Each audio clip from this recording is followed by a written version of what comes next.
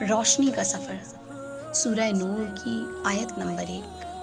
نور عطا ہے، لازمی ہے، یعنی جہاں تاریکی ہے وہاں نور کا جنم لازم ہے۔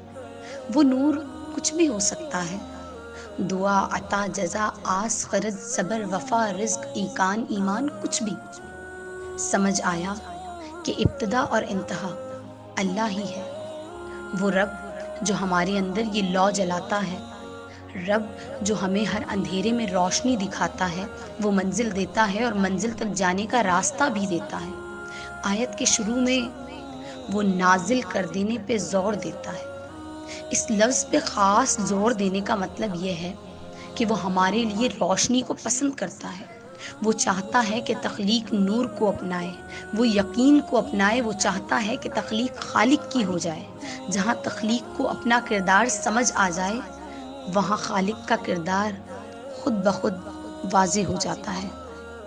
وہ کہتا ہے کہ ہم نے یہ صورت نازل کی۔ کتنا خوبصورت ہے یہ کہنا، کتنی دلکشی ہے اس میں۔ یعنی اپنی بڑائی بیان کر دی اور ساتھ ہی صورت کی اہمیت سے واقف کروا دیا۔ بڑائی بیان کر دینا انسان کو اس کی حدود سے آشنا کروانا ہے، تاکہ وہ عاجز رہے، عجز کے سمندر میں غوطہ کھائے اور پھر رب کی اتاری ہوئی آیات سے تازہ دم ہو۔ قید نہیں ہوگی تو آزادی کی اہمیت کا احساس نہیں ہوگا۔ بیماری نہیں ہوگی، صحت کی قدر نہیں آئے گی۔ جب تک رات نہیں ہوگی، آفتاب کی کرنیں بے مزہ رہیں گی۔ زندگی موت سے ہے اور موت زندگی سے، یعنی روشنی اندھیرے سے ہے اور اندھیرا روشنی سے۔ اللہ نے یہاں خود کو بیان کر دیا اور اپنی اہمیت کے بعد انسان کو اہم کر دیا۔ اپنا محبوب کر لینے کا گر سکھا دیا۔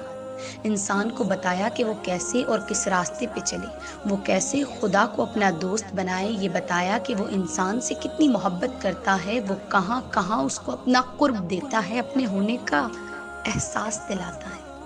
بتاتا ہے کہ غم مایوسی نہیں ہے، دکھ قید نہیں ہے، رنج خنجر نہیں ہے، یہ سب عطا ہیں، لیکن ان کے عطا ہونے پہ ایمان لانے کا ایک طریقہ ہے۔ وہ طریقہ صراط مستقیم ہے۔ صراط مستقیم کیا ہے؟ سیدھا راستہ۔ سیدھا راستہ کیا ہے؟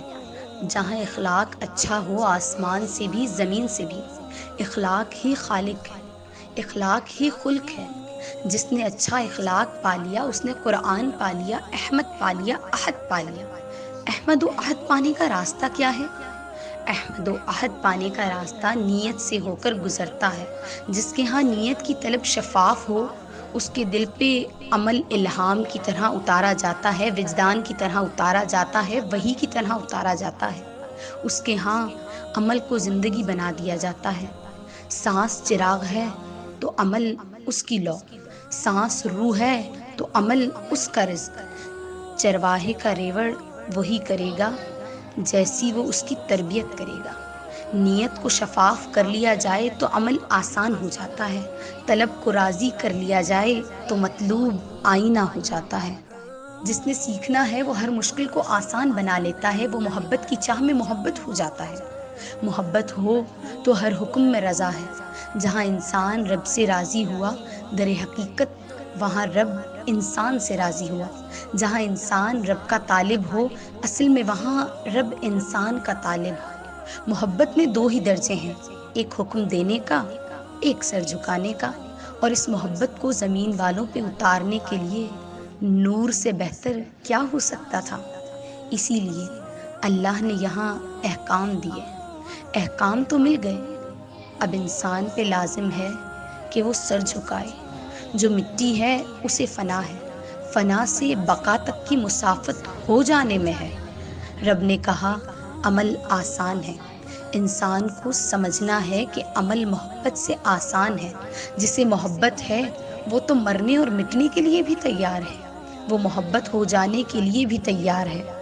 ذکر مسرت کر دیتا ہے، راہ دکھاتا ہے۔